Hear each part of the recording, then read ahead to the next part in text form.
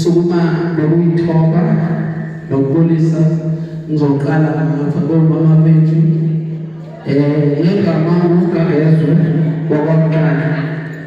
I am the chairperson of the Youth League in Solomon.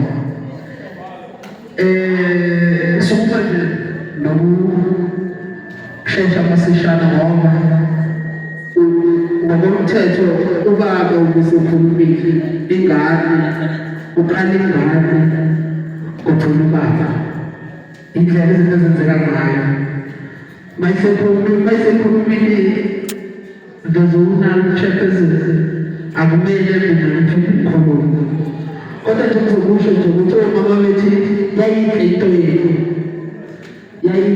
yenu bomama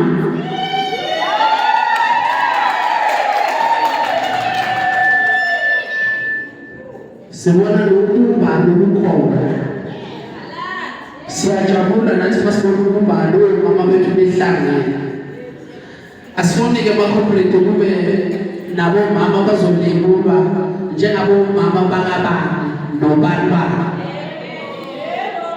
ezonwane yeyiphi yenzeke loo nto leyo. Ngiyabonga kakhulu.